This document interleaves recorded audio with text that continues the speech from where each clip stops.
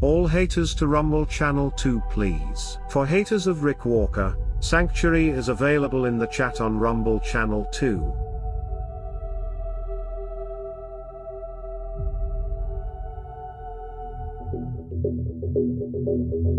Greetings Mavericks and new viewers.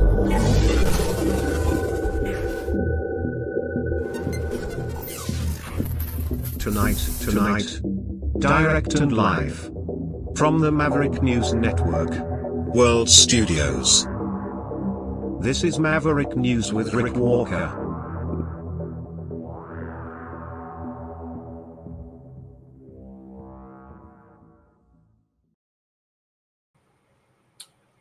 Hello everybody, well, welcome back, and I am sorry about the late start this evening. We have Dragon on the streets of Montreal. He is down there trying to bring us a live report from the Montreal Pride Parade, sort of a post-parade wrap-up and a look at the clashes that have taken place. But he is having some technical problems, so that's why we're a little late getting on with you this evening. He's just trying to sort out his connectivity issues, so we'll see how that goes. But we will still bring you highlights from the parade and more specifically the controversy and the clashes. Also tonight, the wildfire situation out in the Maritimes. We'll bring you up to date on that. And the CoinBase Ad Ban. I will bring you a perspective that's a little bit different on that tonight as well. And so with that, I will dip into this transition and we'll come back on the other side and start digging into today's top news stories. Stay with me. Lots to unpack tonight.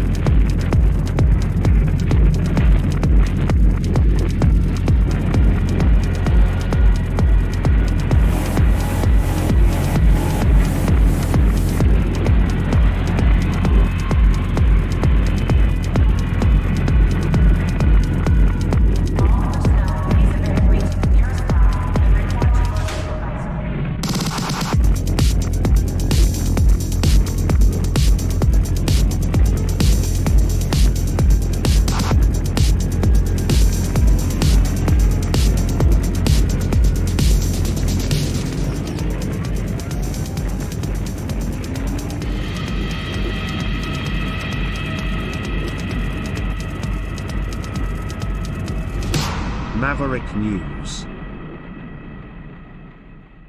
The world is watching. Okay, we're back, and we have this wildfire situation out in the Maritimes. I think maybe we'll tackle that the first step tonight. Of course, the phone ringing while I'm on the air live, and I'm not going to answer that.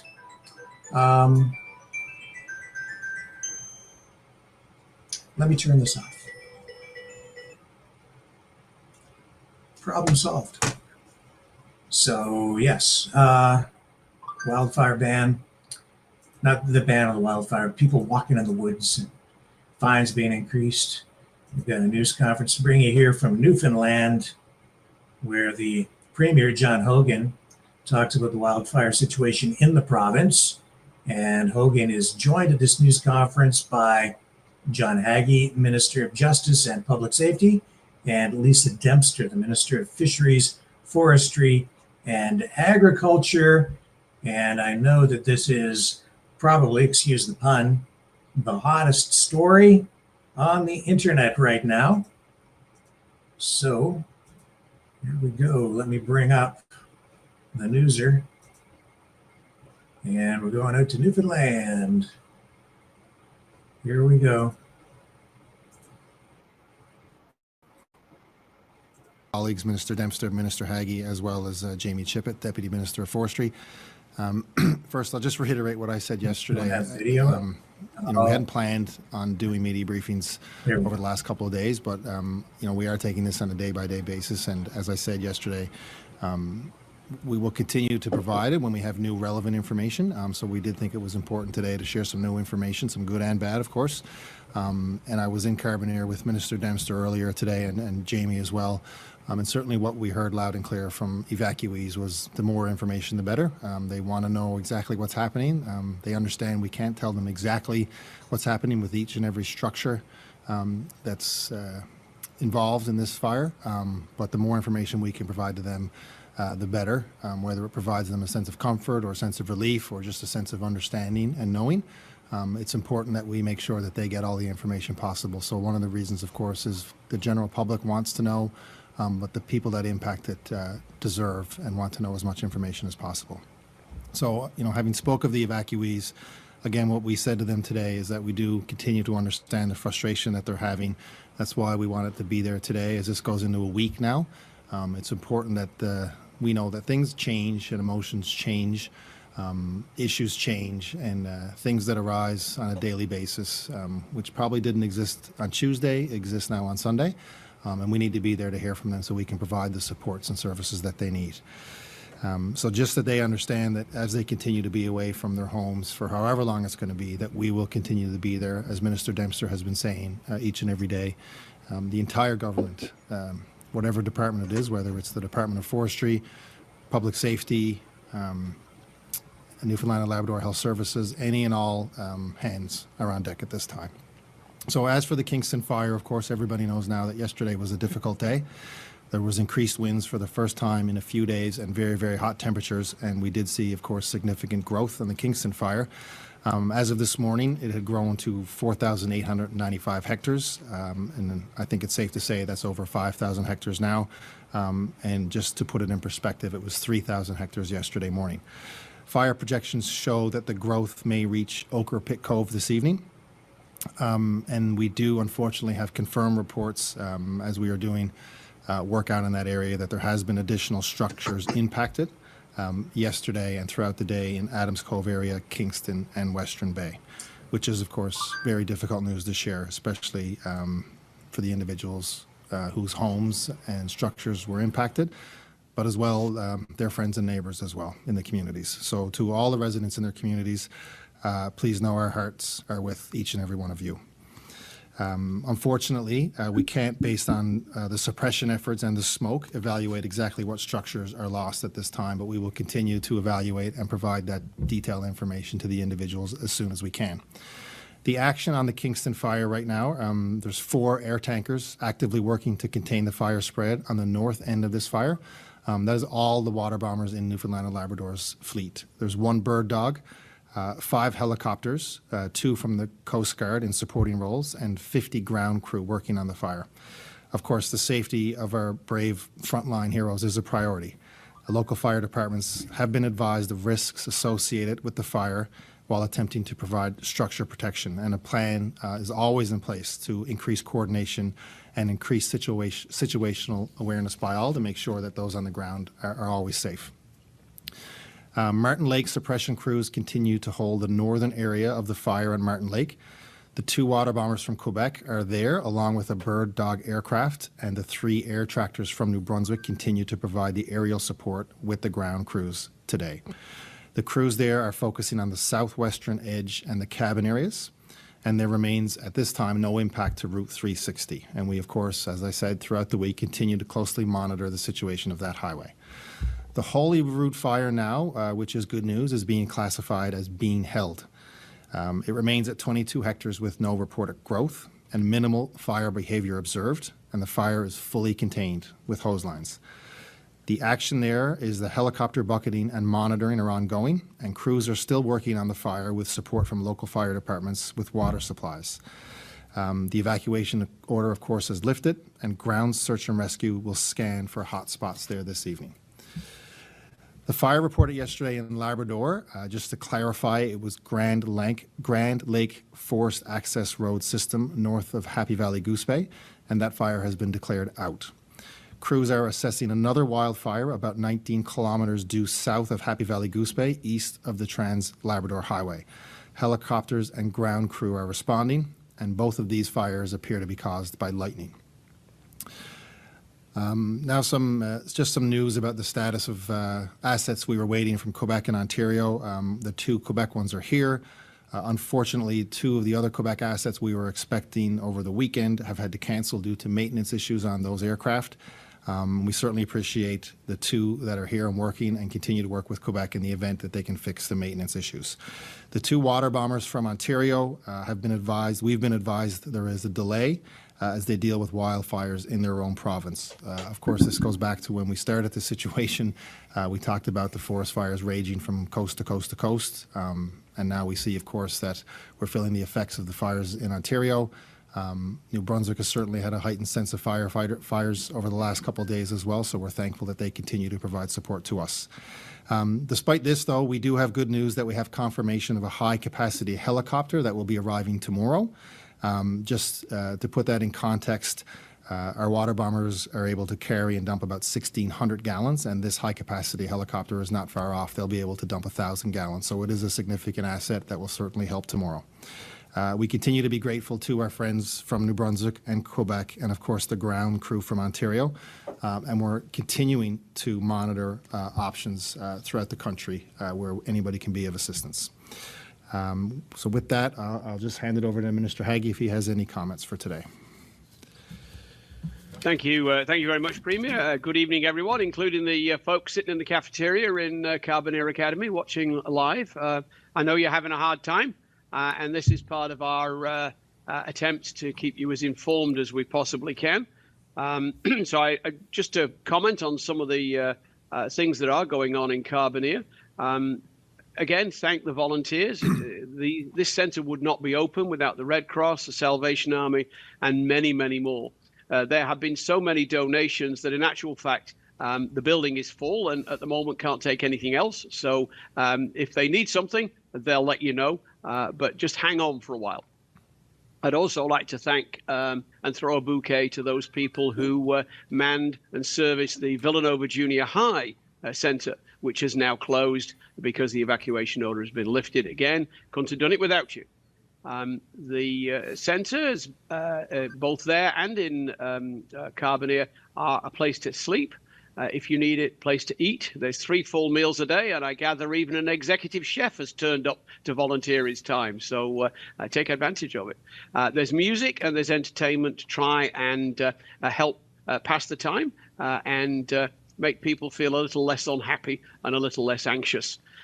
It is also a place where there is a significant amount of information. People have commented about the internet and cell service. So the staff there are actually printing out the information that we provide through those media outlets so that the people there can read them directly. There are health and mental health supports available on site 24/7. There's access to a nurse practitioner. There are RNs. There's community nurses for wound care and such.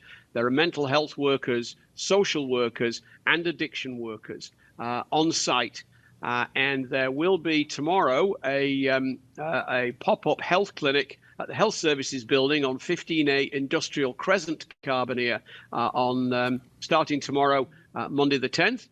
It's for residents in the area who need access to primary care during the ongoing wildfire. So they will be offering in-person care for fairly minor ailments, UTIs, and navigation if areas of care outside there are actually needed.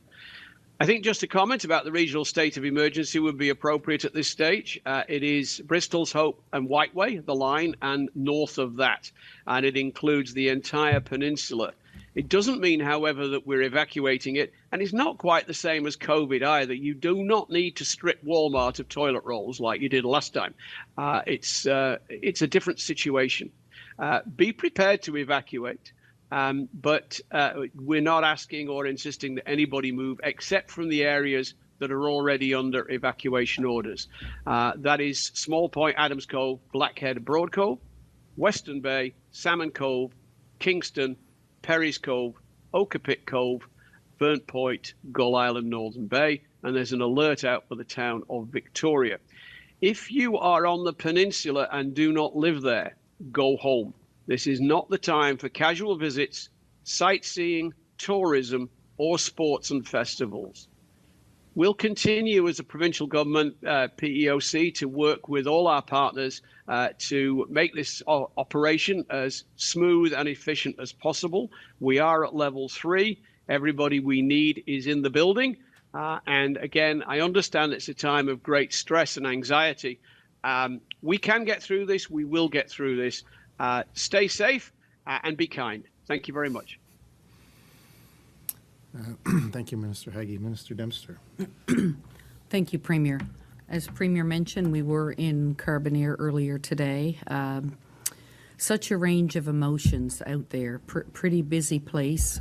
We saw the goodness in humanity that always rises to the surface in the most challenging of times. We saw it again and again. We went into rooms that was stocked so full with clothing, bins and bins of it that was new clothing that came from businesses, even the pet room that a call went out for food, and there is more than an abundance of food.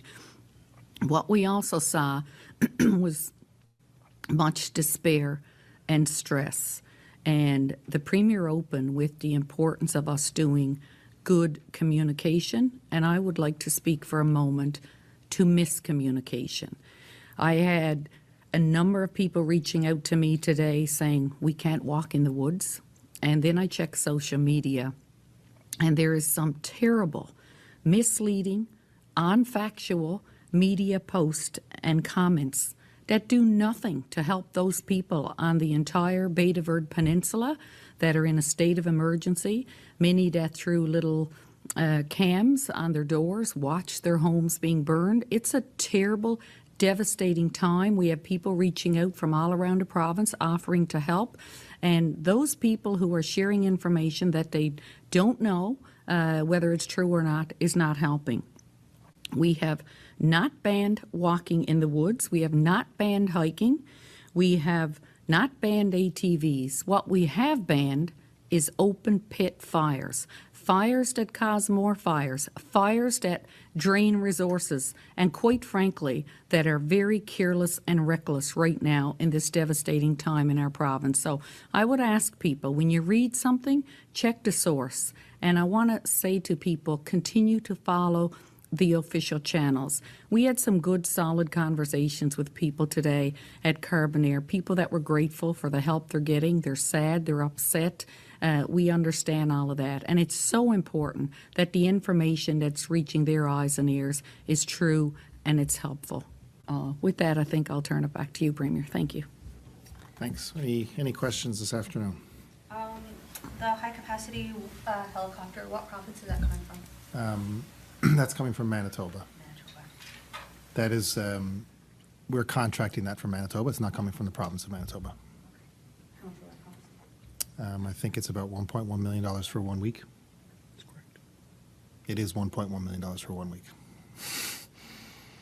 A person was being investigated yesterday. Did that result in a fine? Not to my knowledge, but yeah, as you know, investigations take some time. So yeah, stay tuned. How much of a threat does the fire pose to Victoria?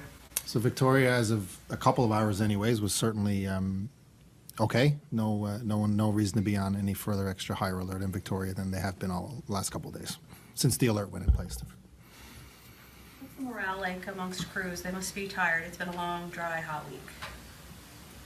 Yeah, I mean, certainly Jamie works with them day in and day out, and Minister Dempster can speak to it.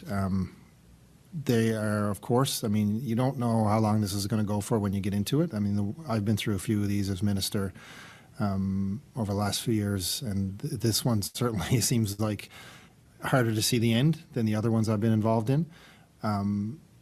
So there are ups and downs for sure, but despite the ups and downs, they're still doing everything they can.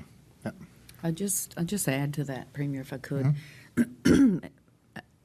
it's unbelievable to see the dedication of those folks in forestry, folks in charge of our incident command centers that are starting at 5, that are going till midnight day after day. Lots of folks can do it maybe for a window in time, but this has been prolonged, and we know the forecast looking out for the next few days, it seems Mother Nature's not giving us, at least not a break into the immediate.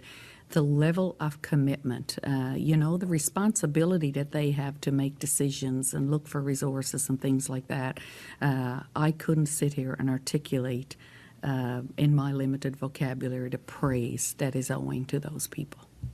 What about the people who lost their homes? When should they expect to hear something comprehensive from the province about all of the laundry list of programs that I'm sure are available? Yeah, so we announced the program within the last couple of days about people who have been evacuated, and having had conversations today. Just first, it does seem today to me this is settling a little bit more, that this is going to be a little bit more long-term than people were hoping for, having now almost approached a week. People are accepting that and realize that. I mean, you can't fool yourself and think it's going to be over tomorrow with the forecast and the heat, the lack of rain, certainly up until Thursday or Friday. And conversations we had today, it's important for them to know, well, what is the medium and long-term plans going to look like for people who had lost their houses, and people who people won't be able to go back to their community. So I'm going to talk to the clerk today, and I think I will reconvene a cabinet committee that we've had in the past to deal with disasters, about what the solutions look like going forward. There's some options out there that we talked about today on the ground in Carbonear, because people are going to need somewhere to sleep for the months ahead. I mean, even if they want to reconstruct homes that are lost, I mean, that they're not going to do that over the winter. So there does need to be some medium and long-term planning, and so we'll get to work on that right away. Ms. Dempster, I know the Premier just provided an update on size, but I seen a photo shared to your Facebook page yesterday evening that really showed the magnitude of how big this particular fire really is. Can you speak to those recent pictures and this dramatic size of this fire? There's no doubt that the fire is very big, and we've seen it grown to almost 5,000 hectares, as the Premier mentioned, and just across the front in one particular area, it's 5 kilometers long. So it's really a monumental effort. On some areas, it's much worse, and so the areas that are better, we're doing fire guards, dozer guards, doing things to try and proactively prevent it from spreading. On the heavier area, of course, you can't always have crews on the ground for safety and working with that, but no doubt this is a big fire, and it's having a tremendous impact, and I don't think, as the Premier said, we've seen the full impact just yet.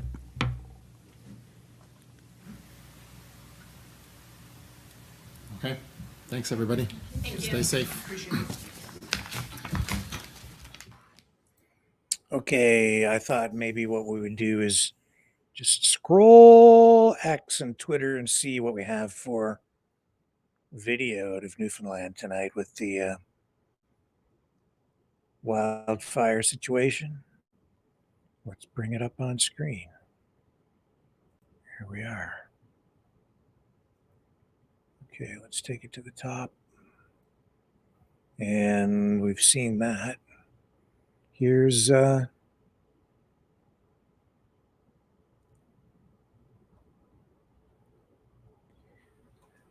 yeah, so this is a Mr. Sunshine Baby post, and he's saying that, yeah, that they've banned hiking in the woods, I guess, basically.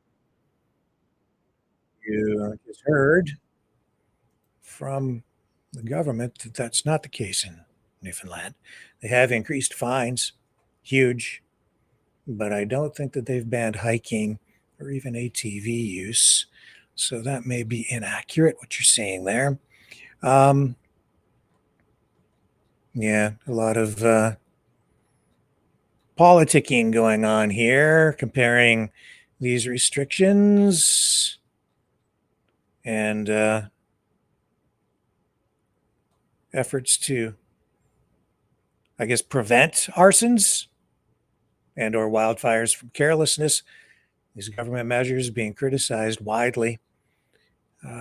And we're going to get into that a little bit here in a minute with the video from Mr. Jeff Evely that has really kicked everything off with regard to that, I would say, on a pretty large scale. Here's some photos showing the extent of that big fire. What is it, Kingston?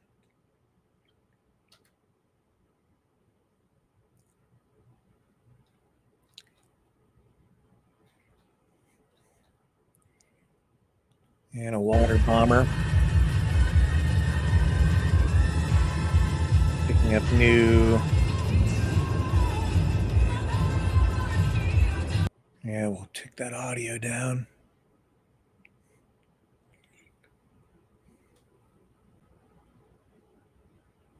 And it's not cheap dealing with these wildfires. There's $1 million a week right there. Over $1 million a week. And this is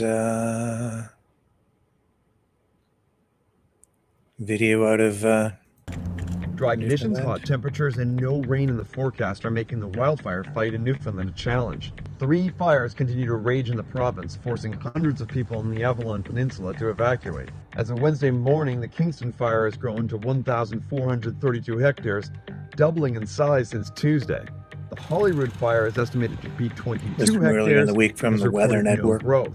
A third fire broke out in central Newfoundland, south of Bishop's Falls on Tuesday afternoon, prompting an evacuation order for cabin owners in the area. As of Wednesday morning, it was estimated at 150 hectares in size. Most of Newfoundland is considered to be at a high or extreme risk of fire. A province-wide fire ban is now in effect, as well as special air quality statements and air quality warnings in portions of central Newfoundland and the northern Avalon Peninsula.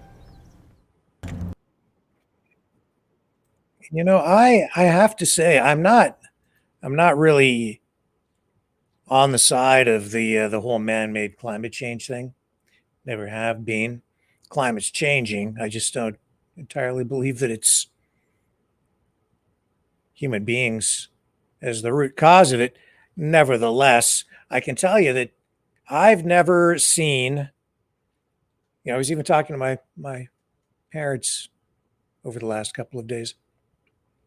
I have to say, I haven't seen smoke down here like we have in the last few years from wildfires in my lifetime before. Not where I live.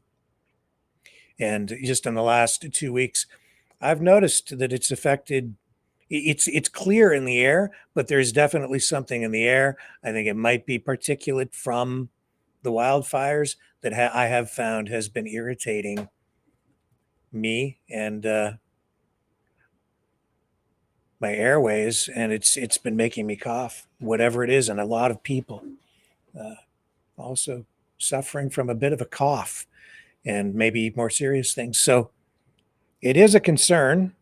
And then the root cause is debatable. And those debates are raging right now online.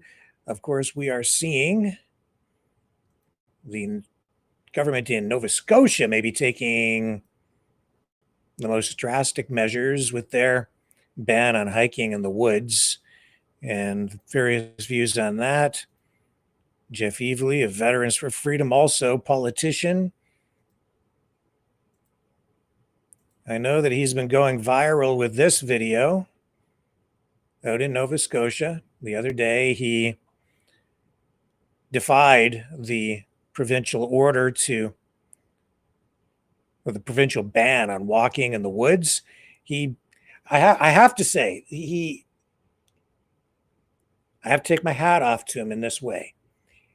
This is sort of the equivalent of running into the middle of a protest in order to get assaulted or something, and to do something to get yourself arrested so that you get publicity, and then you get to go to court and challenge something in court.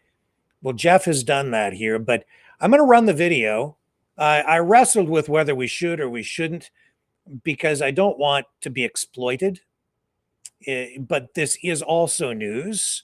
And so you have to weigh this, because this is, what would I say? It is sort of a political stunt. It's political grandstanding.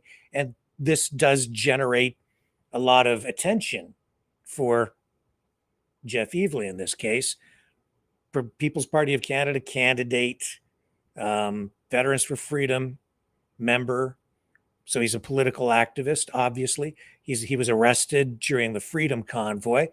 We covered that. He has been on the program quite a number of times for full transparency. And here he goes again, trying to, well, he's taking a stand on something politically here.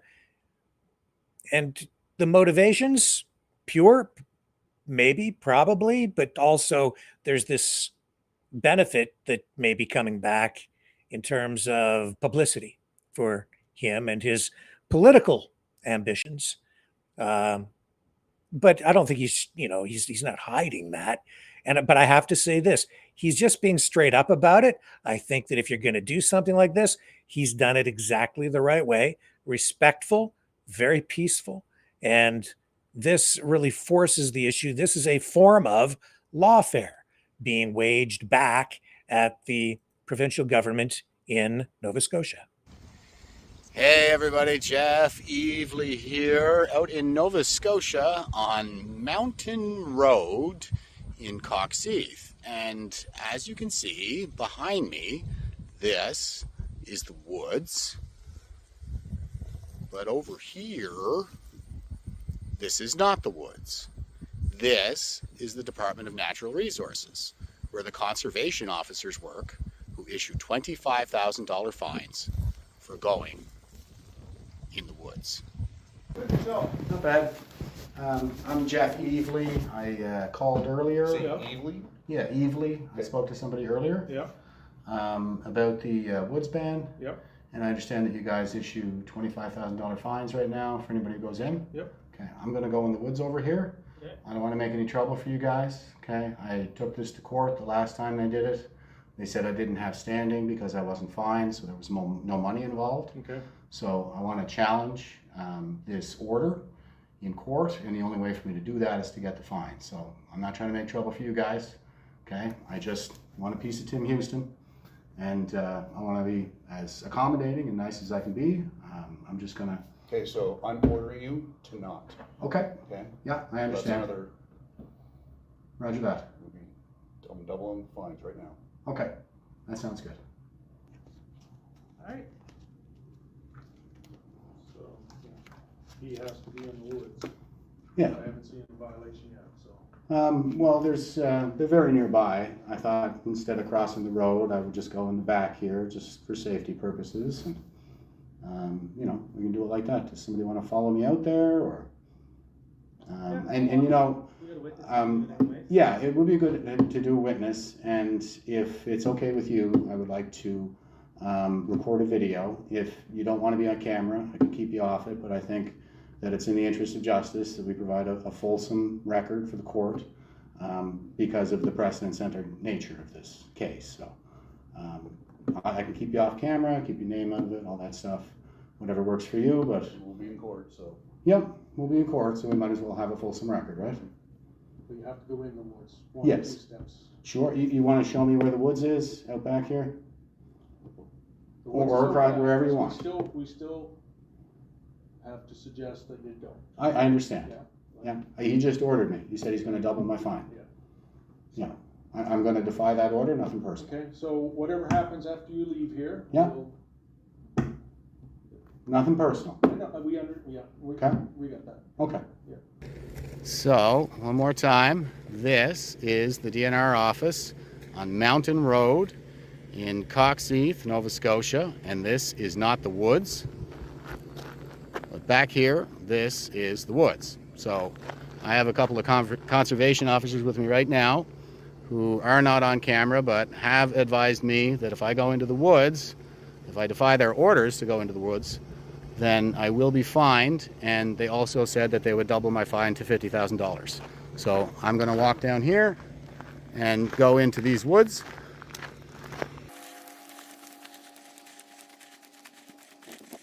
I don't know that there's a good spot to do this, but I'm just going to make this as painless as I can for those guys and go in here.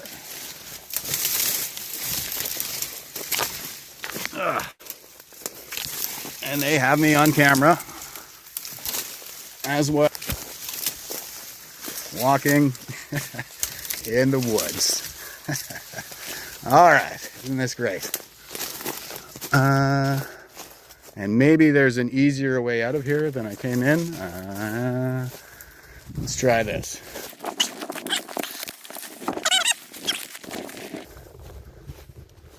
We good? Okay. Okay. And I didn't ask, but did you write the ticket already, or? No, we'll meet you back out front. Back out front at the reception desk there? Okay, if I bring my camera, keep you guys off it? Yep. Okay. I'll see you in there, guys. Thank you. This is not the woods.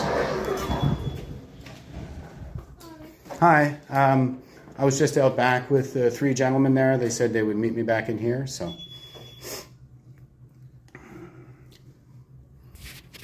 She's gone to get them.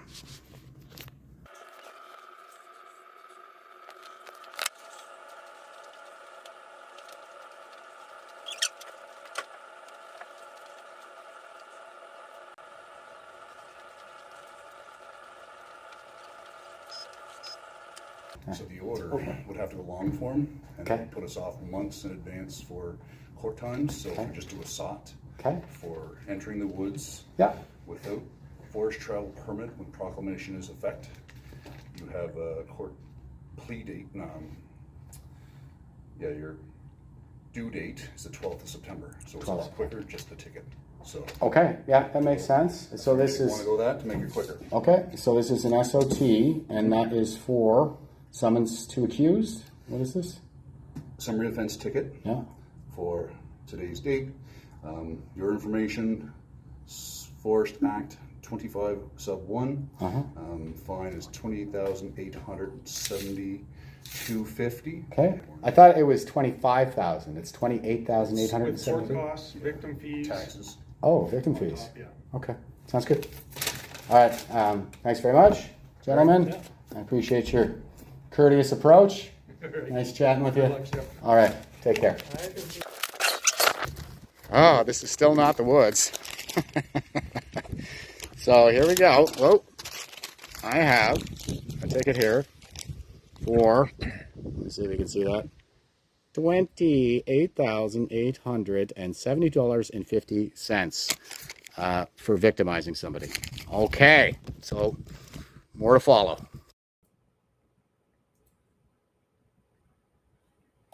Well, we'll see what happens.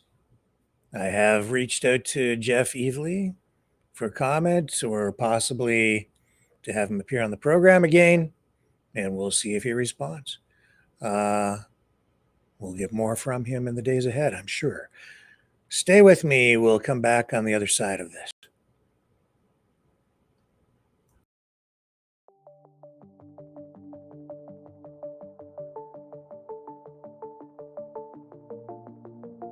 Greetings, brave Mavericks.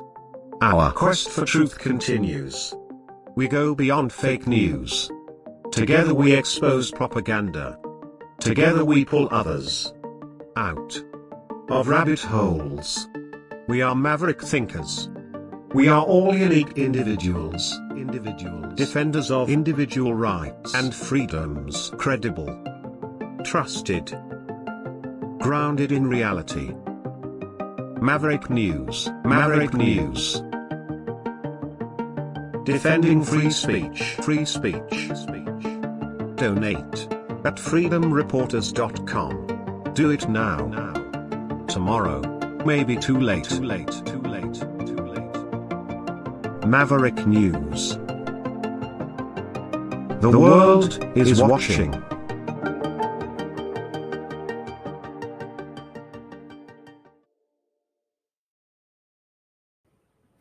Okay, so yeah, we'll keep watching the wildfire situation out there, especially in the Maritimes. We have issues out in Western Canada as well and in Ontario.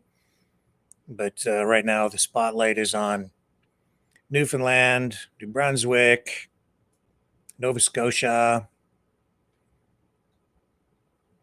and Newfoundland, Labrador, multiple communities, Kingston, Small Point, Adams Cove, and Conception Bay North. They're all facing evacuation orders due to out of control wildfires, province declaring a state of emergency for some areas up there, reflecting the severity of the situation. And Newfoundland and Labrador's request for federal assistance has now been approved, with 3 Fireboss aircraft already deployed or en route to support firefighting efforts there. Additional resources from across Canada are being mobilized through the Canadian Interagency Forest Fire Centre.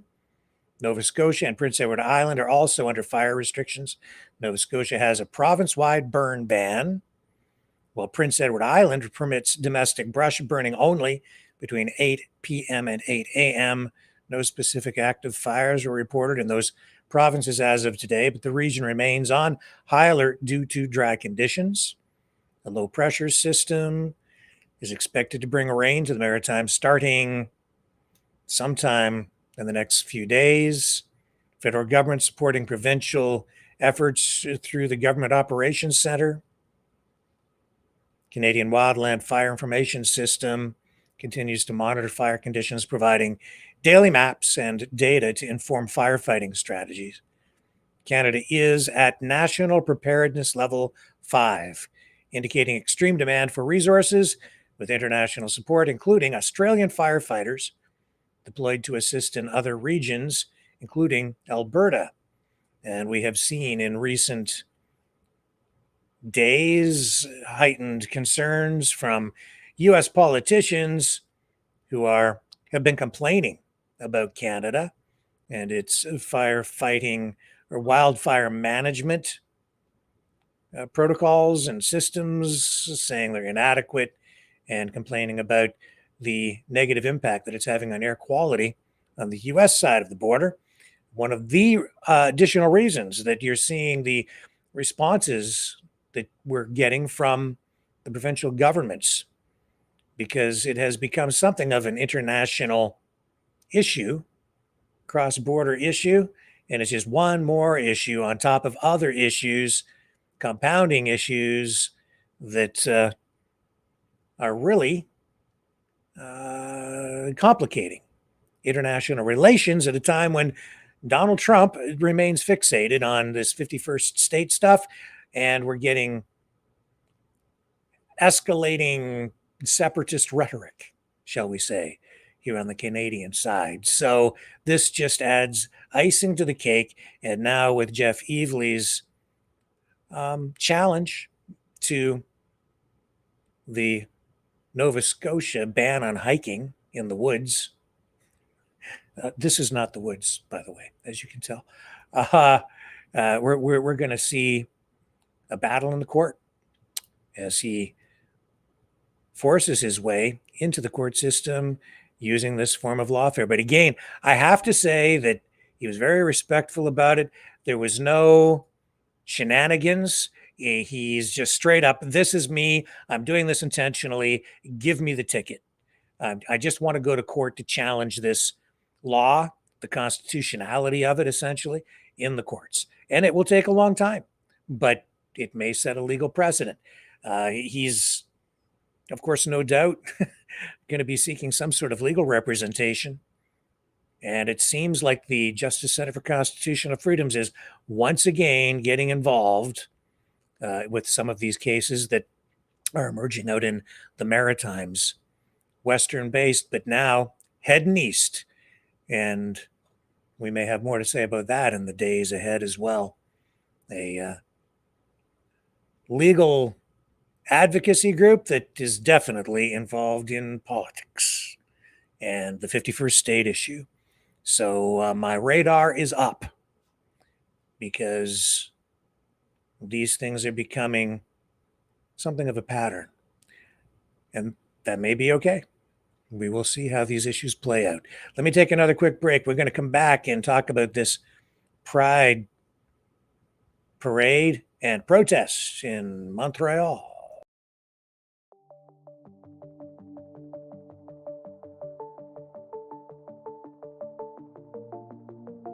Greetings, brave Mavericks. Our quest for truth continues. We go beyond fake news.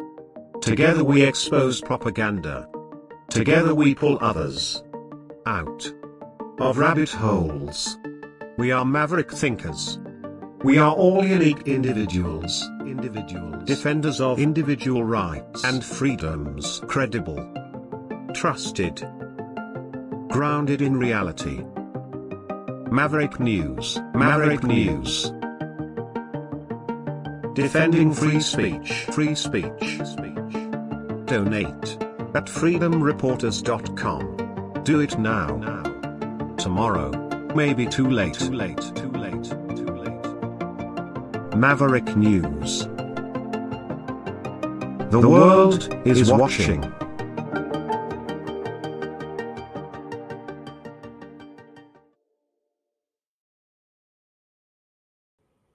We are back, and as you can see, the Pride Parade in Montreal generating controversy and clashes. Here's just one of the headlines from the past day or so. The parade took place today, but overnight, that's when the real action took place. A protest march that took place in downtown Montreal, and it led to confrontations between demonstrators and police, prompting officers to deploy tear gas. So this event is known as Rad Pride, and it was organized by a group of activist collectives here, as you can see on the City TV web article. Organized by a group of activists, it says here, active collectives, as a grassroots alternative to the city's official Pride celebrations. This is the third year for this, and the demonstration began at 9:30 p.m. last night. Prelude of things to come today. Organizers described the event as a radical and community-led gathering that rejects corporate sponsorship and police involvement in Pride. And clashes began minutes into the march overnight. According to police, the situation escalated less than 30 minutes after the march began, and officers were called when a window was broken near the park, and then tensions rose as participants moved toward a police line. And here's video from the scene last night. Here we go.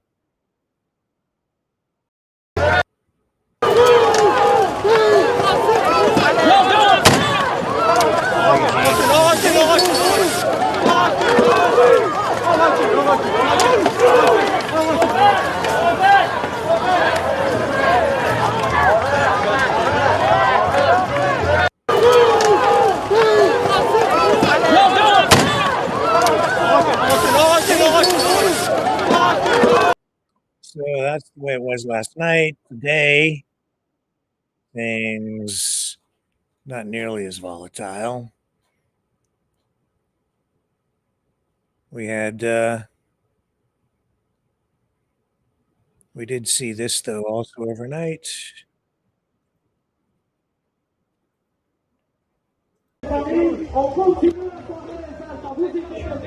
This re-cue.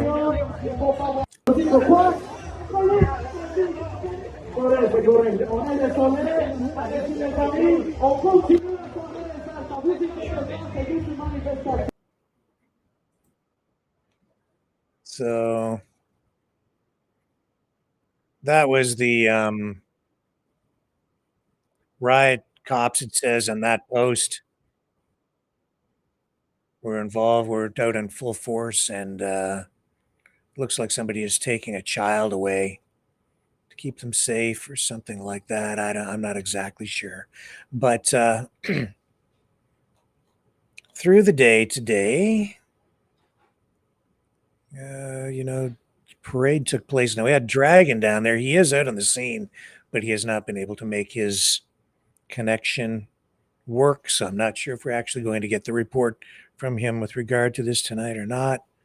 But let me bring more video of the overnight clash with Rad Pride. Here they are.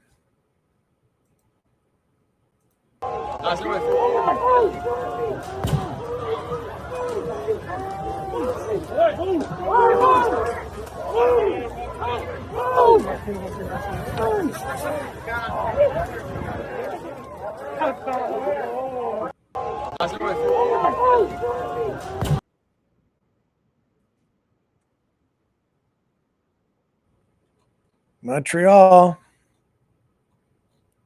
center of the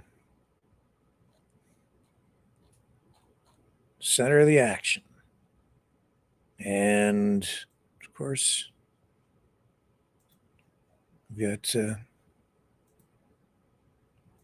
lots of media attention, both independent and corporate and political.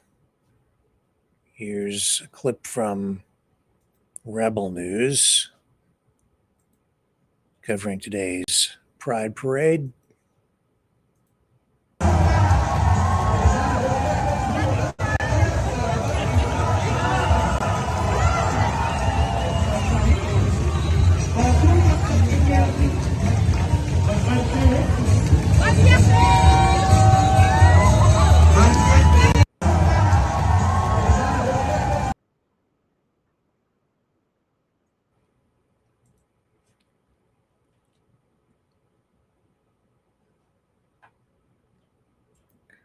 So we'll find out more about charges and things like that, if any were laid, and get you kind of the lay of the land.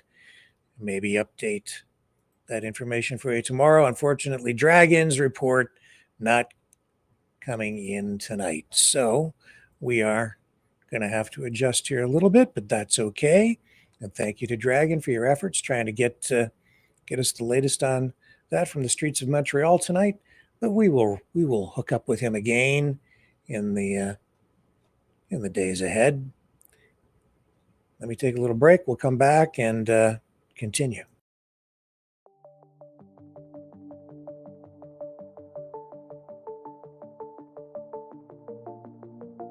Greetings, brave Mavericks.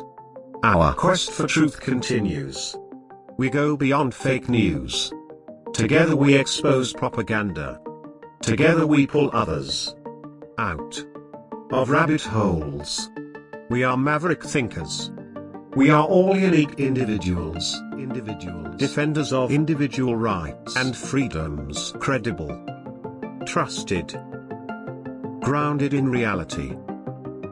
Maverick News, Maverick News. Defending free speech,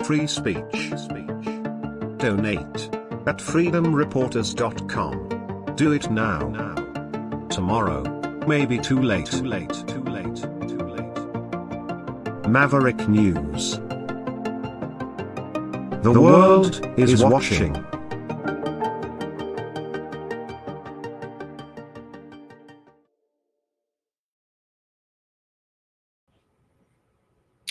We're back. We have flash flooding in the Midwest. Large parts of the Midwest, including Milwaukee, experiencing flash flooding. Heavy rain falling across the region, prompting numerous water rescues. Strong storm dumping 5 inches to a foot of rain on the Milwaukee area earlier today. It flooded basements of homes, toppled trees, left many drivers stranded on flooded roads. The mayor of Milwaukee says that thousands of people in the city have been affected by the severe flooding. It all took place overnight, and he says that the city saw a foot of rain in a very short period of time, saying the flooding event is very significant. It's something that Milwaukee hasn't seen in at least a decade, maybe more. Emergency crews responded overnight to natural gas leaks, electrical wires down, trees down, transformers exploding, and a 2-alarm fire. No deaths reported as of this hour. Rescuers pulled dozens of people from cars that stalled out in floodwaters. Hundreds of vehicles were abandoned on flooded roads. The flooding made it difficult to respond to emergency calls. First responders trying to find alternative routes to emergency scenes and emergency calls. A state of emergency has been declared in the area, enabling county officials to deploy additional resources and activate state and federal first responders to help in the flood recovery efforts. So this storm knocked out nearly 60,000. It's knocked out power, rather, to about 60,000 utility customers in the Milwaukee area. Power has been restored now to about half that number. And this is the second consecutive day of flash flooding in Milwaukee. Flash flooding also prompted authorities to close the Wisconsin State Fair State Park in the Milwaukee suburb of West Allis and cancel the final day of the fair today. We have other events also being canceled, obviously, because of the severity of this flash flooding incident. Let's bring up this report.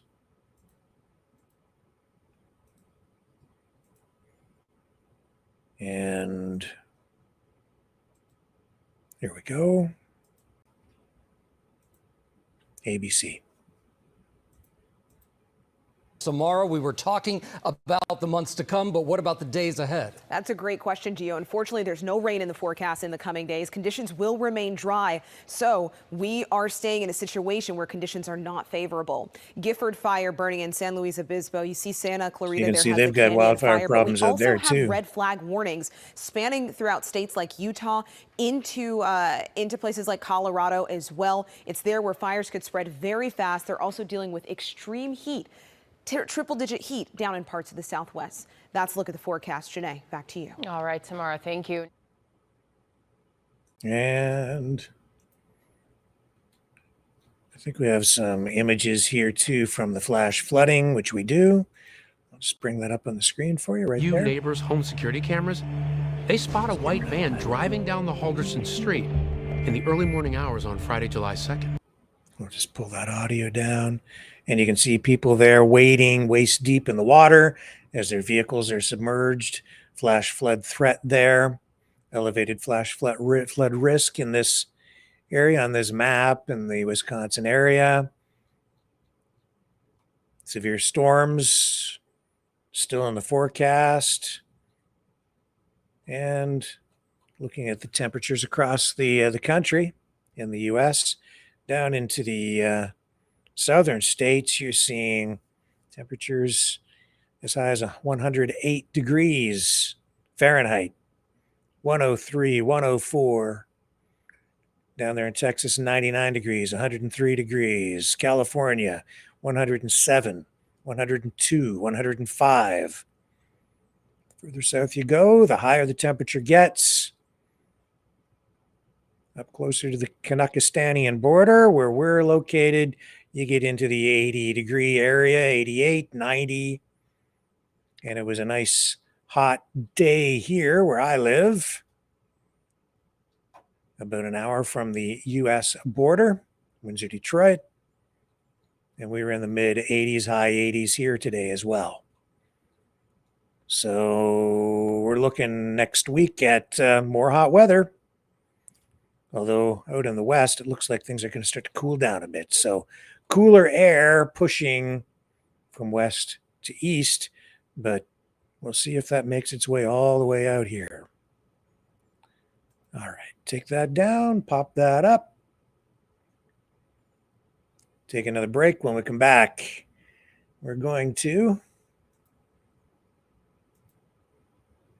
take a look at banned advertising, especially this CoinBase ad. Well, all this controversy surrounding the Sydney Sweeney jeans ad. Well, now CoinBase is getting its 15 minutes of free publicity with an ad that has been banned over in the UK, or so they say. I'm going to bring you a slightly different perspective that I think might help you navigate your way through this story in the days ahead, too. So stay with me.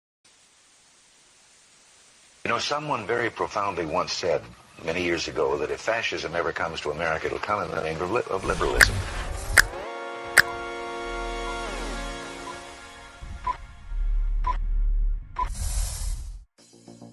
Well, I think it's time we ask ourselves if we still know the freedoms that were intended for us by the Founding Fathers. If we lose freedom here, there's no place to escape to. This is the last stand on Earth. The entire world is watching. Every dictator, every crazy dictator in the world is watching.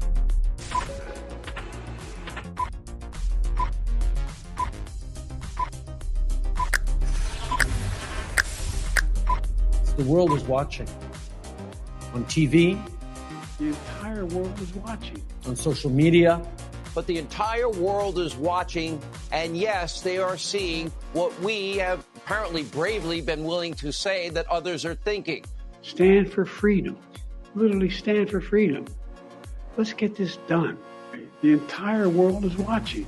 We're at war with the most dangerous enemy that has ever faced mankind in his long climb from the swamp to the stars. Maverick News. Maverick News. Maverick News. Let me have more control of my own destiny. The world is watching.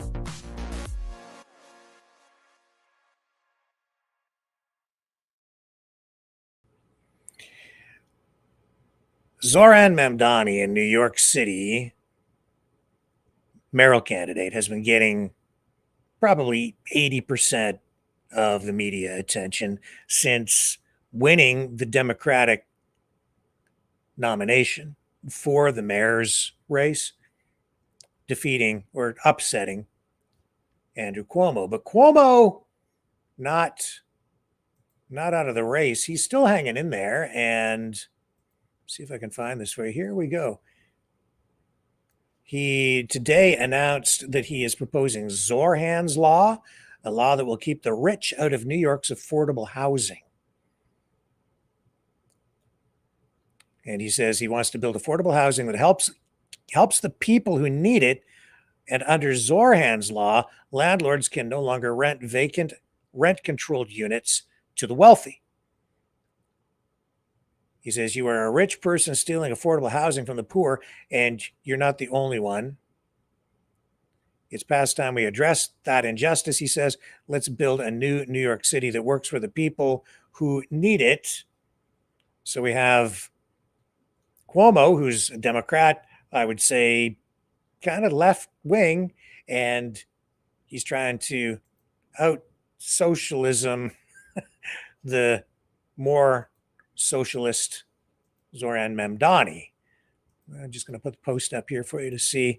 So as much as some people seem to think that the United States is all MAGA and going hard right, I don't know.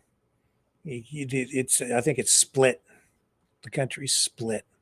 Here's Cuomo's video promoting this rent stabilization policy. Rent stabilized units, when they're vacant, should only be rented to people who need affordable housing, not people like Zoran Mamdani. You don't need to be renting rent stabilized units to wealthy people. Otherwise, what you're doing is you're abusing the system. I'm going to propose not rent that apartment by law, except to a person who actually needs affordable housing. And I'm going to call it Zoran's Law because it's an abuse of the system. Rent stabilized.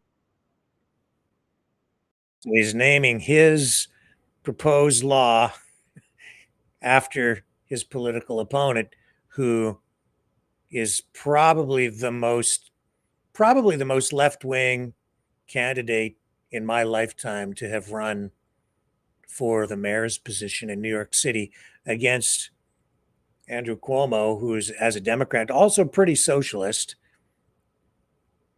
And then people think that everything's going completely right. No, it's not.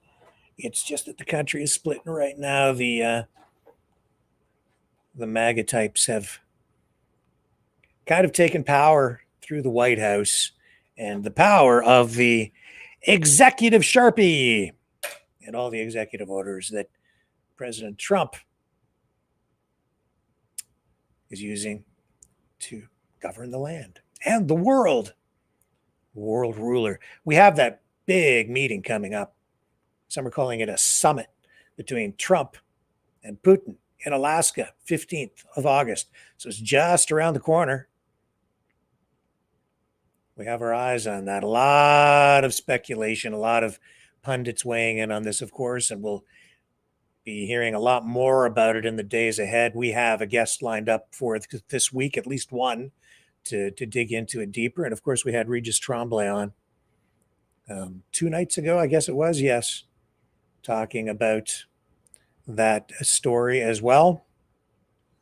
And just yesterday, we had Vladimir Zelensky saying that Ukraine will not give up any land, and he's been shut out of these talks. So I don't know how these things are supposed to progress and reach a resolution without the representative from the really truly affected country at the table. So, well, we shall see. Obviously, the United States is supplying the bulk of the weapons to Ukraine in this fight. But I think it's a miscalculation to think that this thing can end just because Donald Trump says so. We'll get further commentary on that in the days ahead from other people who weigh in and follow this stuff closely. So we'll continue to try to get you a more accurate perspective in the days ahead. And, as much as we had Regis on the other night, and it might appear that, I've pivoted away from one way or the other on these issues, if you really look at what I've said, I haven't pivoted at all, because more than one thing can be true at the same time. And I certainly do see both sides of the issue. But the Ukrainian side largely has been muted in the information war that has been ongoing since the full-scale invasion of Ukraine by Russia. It's not to say that Russia might not have some legitimate issues on the table, but the facts are the facts are the facts too. And I'm grateful to Regis for joining us the other night to, again, share the Russian perspective, because it feels like maybe we're getting closer to peace. And the only way to get there is through dialogue and coming to mutual understandings about things, not just at the negotiating table in Alaska on the 15th, but also just among us common types of folks who don't really have the power except the power of the vote and the power of opinion and the power of our voices, collectively and individually. All right, so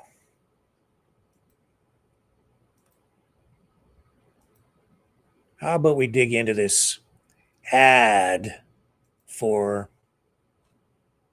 CoinBase? Now, this is an interesting story. And I'm going to give you a slightly different perspective on this, because I do have, a pretty extensive background in media. And I'm seeing this through a different lens.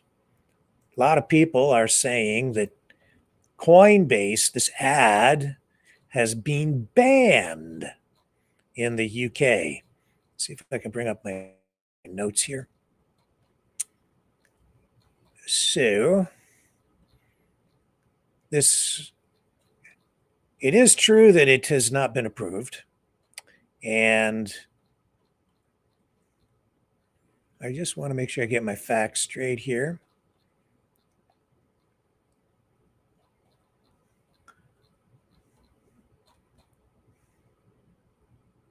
So this is the Everything is Fine advertisement in the United Kingdom. It includes, it's a 2-minute ad titled Everything is Fine, and it was intended for UK television. Now, this ad uses dark satire. It pairs cheerful music with bleak imagery of economic decay, overflowing bins, rats, a mock headline about fish fingers costing £100, and you'll see the glass or plastic covering on the cash register, LED display crack because the price gets so high. So what this ad does is, for CoinBase, it suggests that cryptocurrency is really the only viable alternative to traditional investments and storage of your money. And so this ad was not approved because it apparently did not fully disclose. See if I can find this here. Here we go here. Let me show you this ad from Market Watch. And then I'm going to show you the ad. No, we don't want that. We want this right here. Banned CoinBase ad portrays a dystopian Britain with only crypto as an exit. So it says a Coinbase global ad, which doesn't even mention the cryptocurrency dealer's services once, has proved so controversial that it was rejected by regulators and prevented from airing on television, provoking a firestorm in Britain. It's titled "Everything is Fine," and this ad is part all singing, all dancing, musical showpiece, and part dystopian nightmare, caricaturing some of the contentious issues affecting modern Britain and depicting a bleak vision of its future. Its design is clearly satirical and humorous, the kind of thing one might expect to see in a sketch on Saturday Night Live, and edgy in a way one might expect for crypto bros. So now they have this organization down in the UK called Clearcast. It's an industry body operated by major broadcasters and tasked with ensuring advertisements that are misleading, harmful, or offensive are rejected.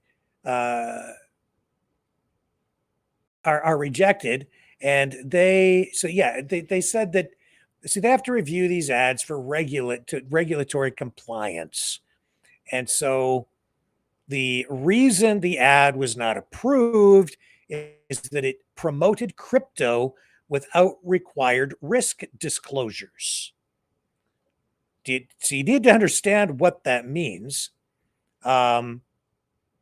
It means that they didn't put the proper disclaimer on the ad. And when I say proper disclaimer, it means that if you're going to advertise cryptocurrencies, you're supposed to inform people that they could lose money, that there is risk involved in putting your money into something like Bitcoin. And if they don't do that properly, then the ad isn't approved. That is what has happened here. Now, I think this is a clip from Brian Armstrong, the CEO of Coinbase. I think that's who they say this is. Let's just let this roll. That's great to be here again. Defending the ad. Sure were. And welcome to our guest, Brian Moynihan, CEO of Bank of America. Brian, great to see you. No, it's not the right thing. Okay, so it's all right, but I've got the ad here, so we'll do that. And this is the Everything is Fine ad. In fact, you know what I'm going to do? We're going to take a little break, come back. I'm going to make sure I get this queued up properly so that you don't miss a frame. Stay with me. Be back on the other side.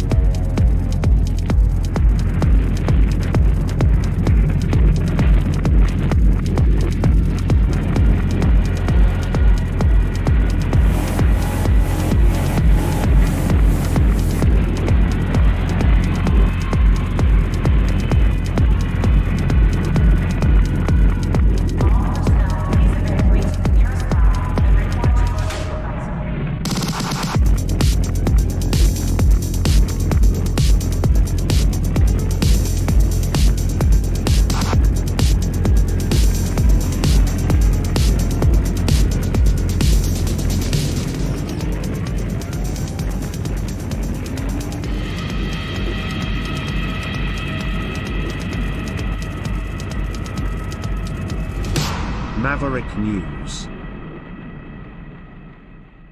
The world is watching.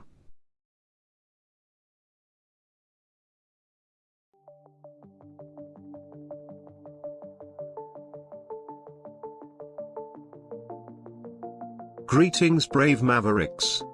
Our quest for truth continues. We go beyond fake news.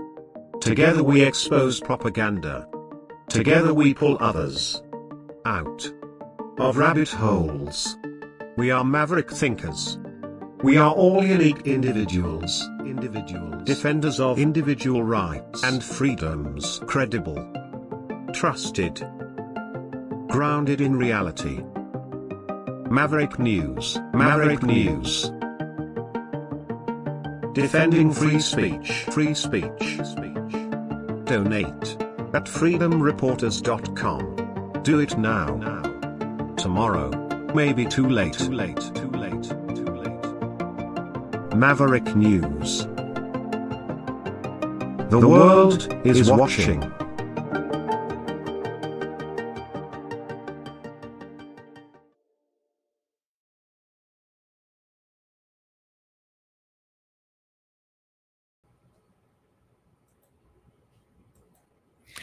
So again, the critics are saying that this ad that we're about to share with you, that it's another example of government overreach, that it portrays that they're banning the ad because it portrays Britain in a negative way.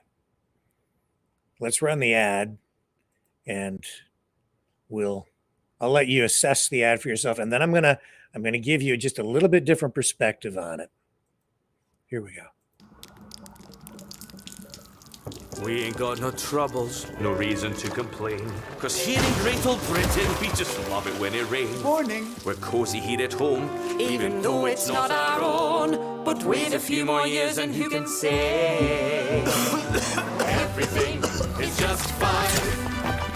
Everything is grand. Your life can get no better when you're living by the letter in this pleasant land. Everything is just fine. Everything is great. The streets can't get no cleaner, nor the rat meat any leaner. No, life is just first rate. Everything is just fine. These fish fingers are a steal. Prices up a smidge. Just £100 a meal. Empty purse, but hey, could be worse if there was nothing in the fridge.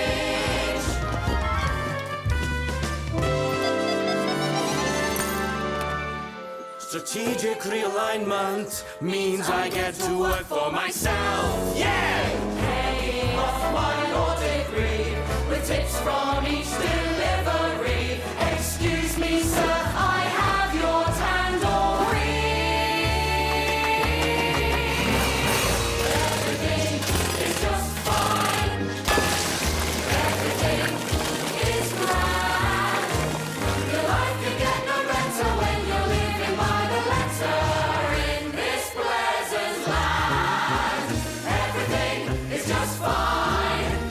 Everything is great. We're soldiering on.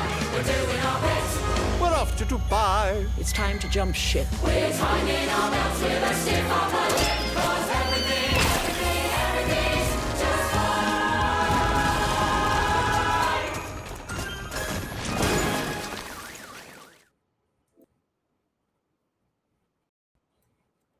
Okay.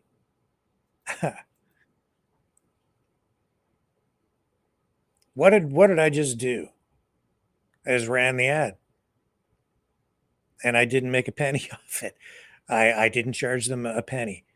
I ran the ad. That's the point. These guys, they're playing you. They're playing me. They're playing everybody. They produced this ad. This is my view, okay? As someone who's done a lot of ads over the years, they have to get this. Every ad that goes on television has to be approved through a regulatory agency that reviews every single television commercial for regulatory compliance. The internet is a different deal. Television, that's something else. The ad hasn't been banned because you just watched it. And that is right off Coinbase's YouTube channel directly. That ad now has, just on that one channel, 172,000 views. And it's monetized. So they're making money on the ad that they produced. YouTube is running ads around their ad, and they're getting all kinds of international free publicity for Coinbase, not just in the UK, but around the world now. And we just ran the ad, and they just duped me and got me to run their ad. But I ran it because it's news. And it's news because they say they got banned, but they didn't really get banned. They only weren't approved because they did not provide the full disclosures necessary for financial products advertised on television. You see, I brought this out. Thing about advertising is you can call it government overreach if you want, but there are all kinds of regulations in place to protect you and me as consumers. So I like this cereal. I've just recently come to, I'm addicted to it now. It's really good, but it's expensive. So anyway, that's not the point. If you look here on the corner, you see right there, it says enlarged to show texture. Right there. That's a regulation. They're not being nice to you. That picture is not an accurate representation of what's inside the box. Those little Cheerios, they're a lot smaller than that in real life. This is a fiction. It's not real. So there's a law, a regulation that says they have to put that disclaimer on the box. You'll see it on all kinds of cereal boxes. They make it bigger to make it look even more crunchier and more appetizing than it really is. For financial products, there are all kinds of disclaimers, a lot of rules about what you can and you can't say in a television ad. Different rules in the United Kingdom than in Canada, but certainly the situation in Canada similar. We have a different organization here in Canada called Think TV. Used to be called the Television Bureau of Canada. If you need to if you have an ad produced and you want to run it on television, you have to get it approved through this agency here in Canada. It's the same basic process. You have to have an account. I'm connected to this because if I do any commercial work, there are a lot of rules that you have to follow in order to get an ad approved. So I have an account here, and when I produce any kind of commercial for a client, and I'm very careful about who I work for so as not to create any conflicts of interest between that and what I'm doing here, it has to go through clearance. You have to get a Think TV clearance number. Television stations are not allowed to run a television spot unless you get an approval number from that organization. Same thing in the UK. That's what's happened here. It's not that they banned the ad. They can run that ad on social media, as they are right now on YouTube. And they can do it in all kinds of countries around the world, including here in Canada. But it just didn't get approved. And that's because they didn't put the disclaimer or the information in there warning people that if you invest money through Coinbase, you could lose it, essentially is what it comes down to. There are all kinds of regulations. Here in Canada, even if you produce an ad for a restaurant, which I have just as an example, and they say, we've got home cooking. All right. If you're not allowed to say that about a restaurant. And you don't know all these rules until you run afoul of them.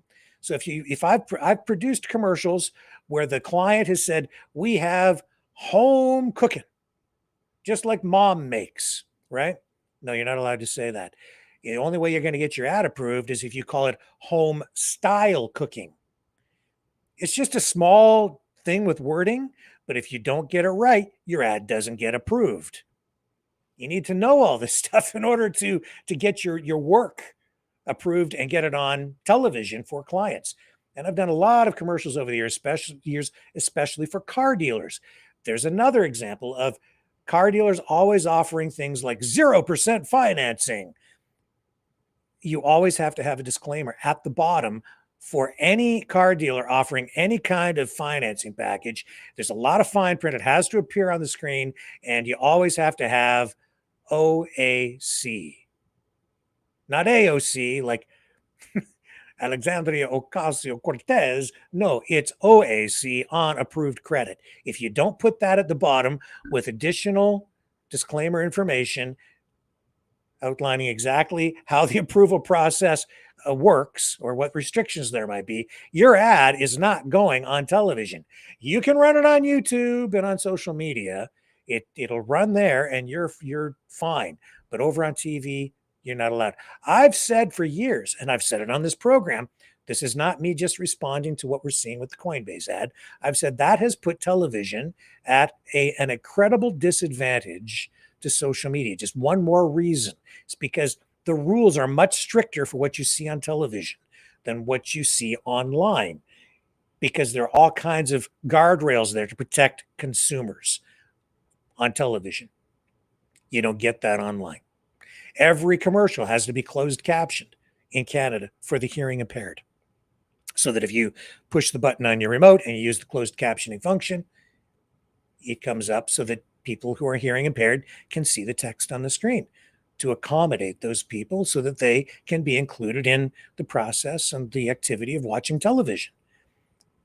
It's that regulation that isn't necessary online, although in recent years, in the last few years, couple of years, technology is such that it has progressed so that now YouTube and a lot of other platforms automatically produce the captions and they pop up on the screen. Not entirely accurate, but you've seen the subtitles at the bottom when you press CC or closed captioning, that function on YouTube, and then you get the text on the screen.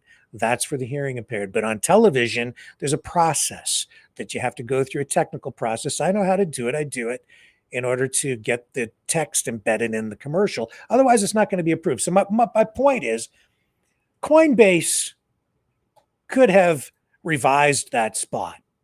They could have made a revision to it, added probably text at the bottom with a disclaimer explaining what the risks are associated with investing money through their service.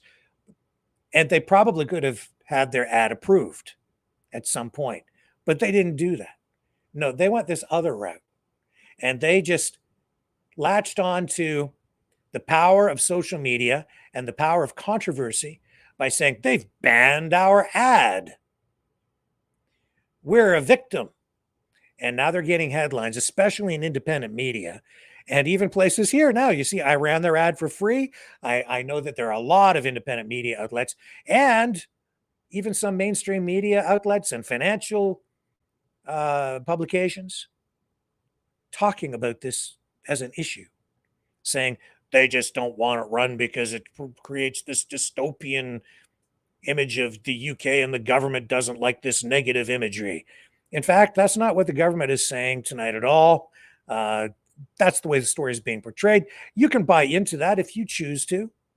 Maybe that's the case. I'm not buying that, because I know how the process works.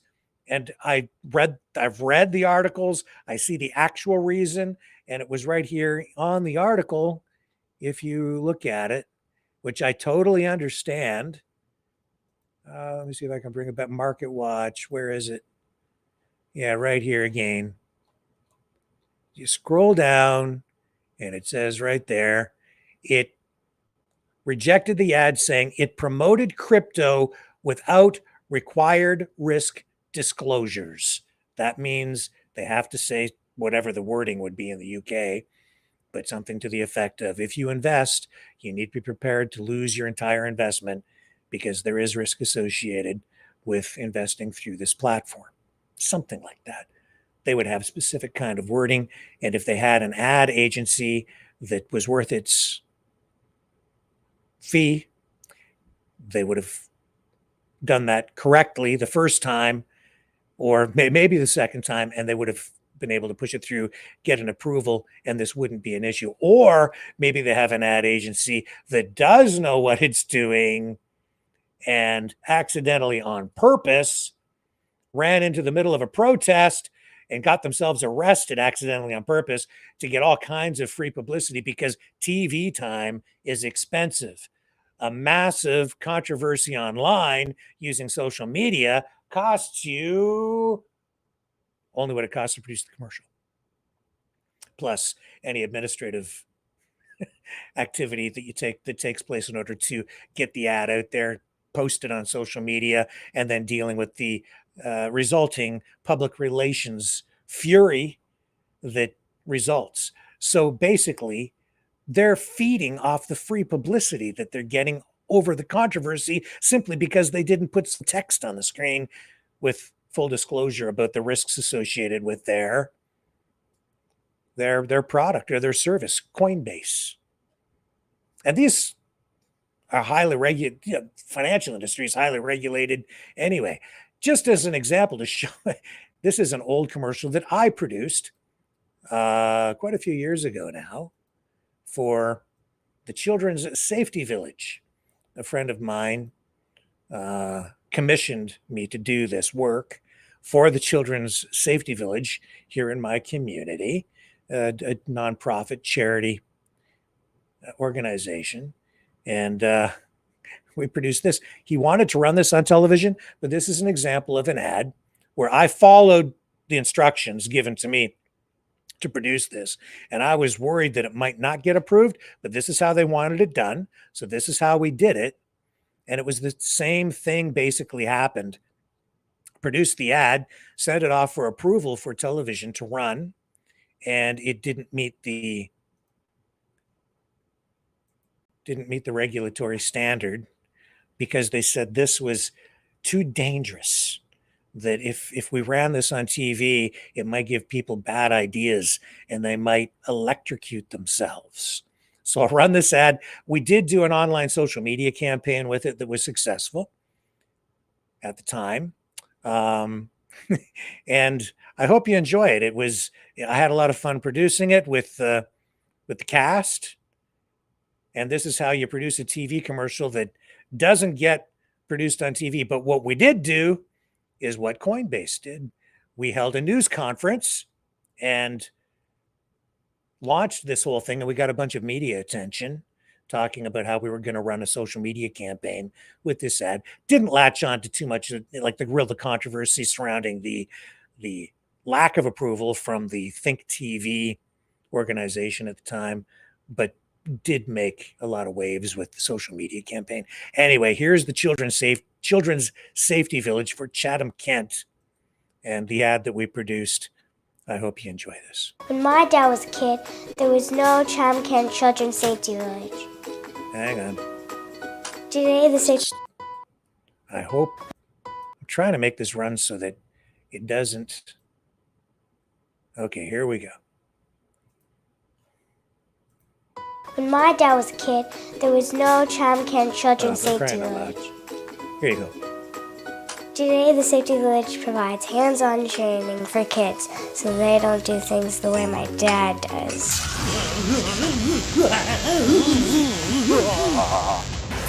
But the Safety Village needs your help. The Chatham Kent Children's Safety Village fundraising campaign is on now.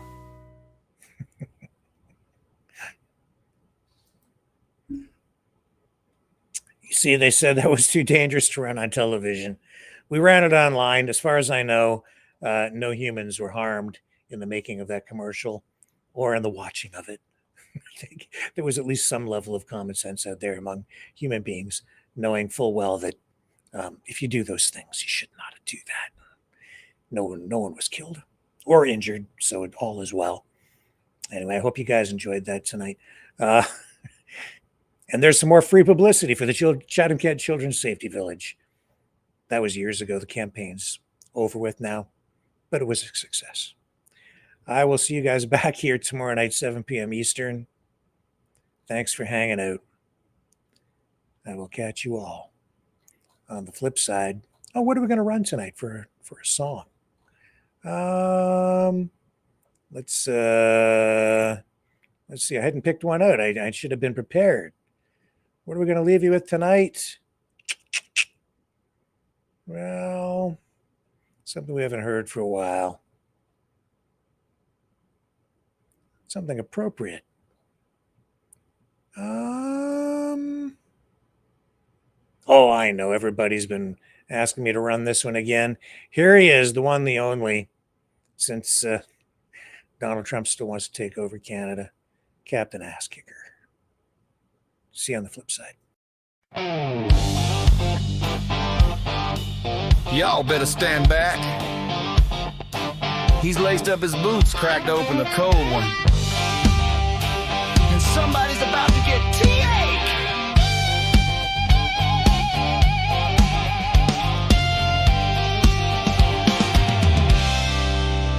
Well, he rolls into town on a Harley so loud, with a stars and stripes cape and a jaw like a plow. Don't need no laser beams, no high-tech tricks. He just winds up that boot and lets it fly real quick. He kicks ass to the left, kicks ass to the right. Captain Ass Kicker's looking for a fight. From sundown to sunrise, he'll brawl and bite, 'cause Captain Ass Kicker is alright.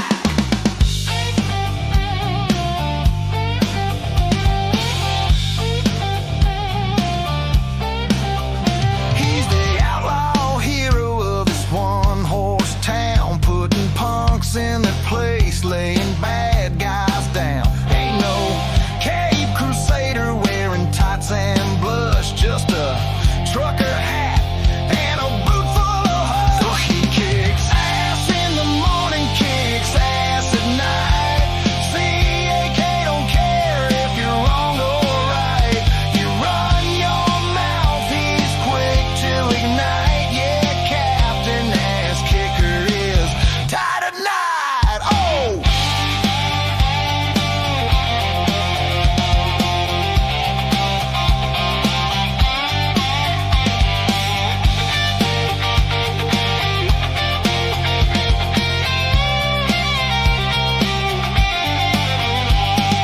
He don't fly, he don't swing from no thread. He'll just kick your ego straight out of your head. Justice don't come with a judge and a gavel. It comes with a boot and a trail of gravel. He's banned from 6 states and a Waffle House, but the people still cheer when he clears the louts. He don't play nice, don't read no scripts. He just cocked his foot. Oh, there it rips. He kicks ass in the east, kicks ass in the west. CAK don't sleep, he don't need rest. If there's trouble brewing, he's your invite.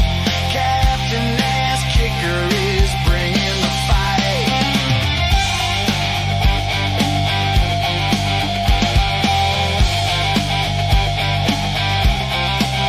So when the night gets rough and the law's too slow, you better call on the man with the steel-toed glow. Captain Ass Kicker!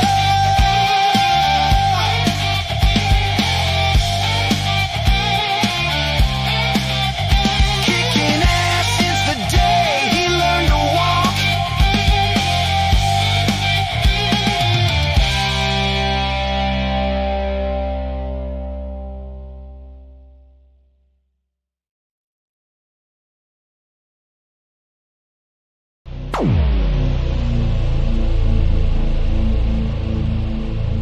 This has been a Maverick Multimedia production.